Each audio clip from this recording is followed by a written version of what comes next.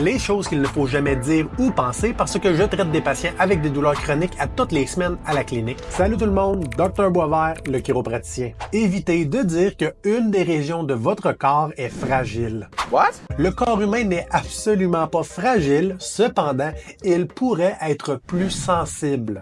What? Une fragilité, ça insinue de faire attention, de protéger, d'éviter certaines choses pour ne pas aggraver. Ça insinue inconsciemment une perte d'autonomie. Oh.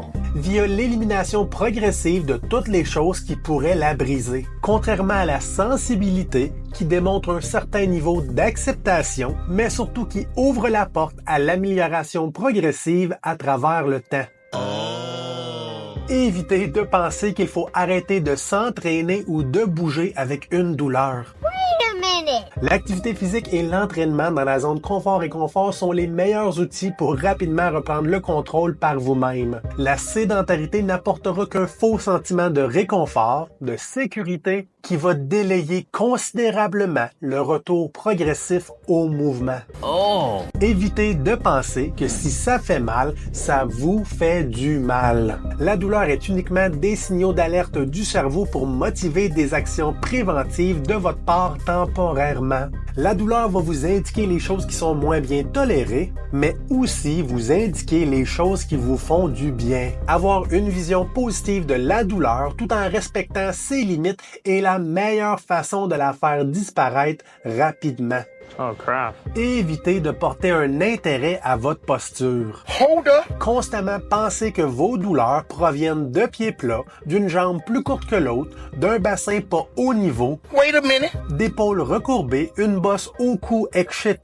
Something ain't right. Ça va uniquement vous déresponsabiliser à travers le temps. Malheureusement, le danger n'origine pas de la posturologie, mais plutôt de la sédentarité qui apporte une perte d'autonomie à travers les années. OK.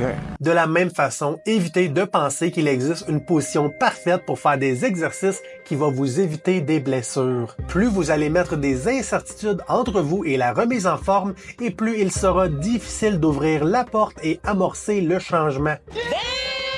Les blessures entourant l'entraînement physique ne découlent pas d'une mauvaise posture, mais plutôt de ceci. Trop tôt, trop vite, trop en même temps.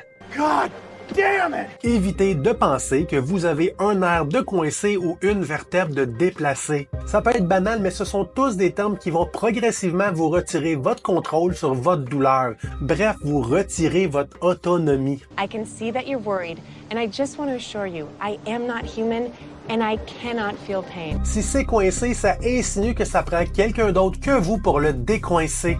Et si c'est déplacé, ça vous prend aussi quelqu'un d'autre pour vous le replacer. Malheureusement, à chaque fois, vous enseignez à votre cerveau que cette douleur est hors de votre contrôle et que seulement une aide externe est capable de vous guérir. You just know everything's going to be okay eventually. Ce qui m'amène au prochain conseil. Évitez de penser que vous avez besoin de nous pour guérir. OK. Par nous, je veux dire docteur en chiropratique, physiothérapeute, massothérapeute, acupuncteur, ostéopathe, etc. Parce que nous avons aucun pouvoir de guérison. Et la seule personne qui aura le pouvoir de guérir, c'est vous-même, votre corps, avec un retour progressif vers le mouvement. OK. Ce qui m'amène au prochain point. Ce n'est pas parce que votre blessure est guérie que vous n'allez plus avoir de douleur. What? No way. La sensibilité et la douleur régionale peuvent rester persistantes et récurrentes à travers le temps, même après une guérison complète.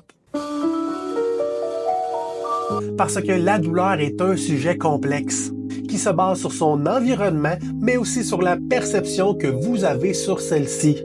Par conséquent, tous les conseils que j'ai donnés tout le long de cette vidéo-là sont des conseils pour vous départir des pensées et des croyances négatives entourant la douleur, qui auront le pouvoir progressivement de modifier les routes d'information dans le cerveau et faire la promotion d'une douleur persistante chronique. J'ai une mini-série sur le sujet qui va vous permettre de vous outiller pour reprendre le contrôle sur votre autonomie à la maison.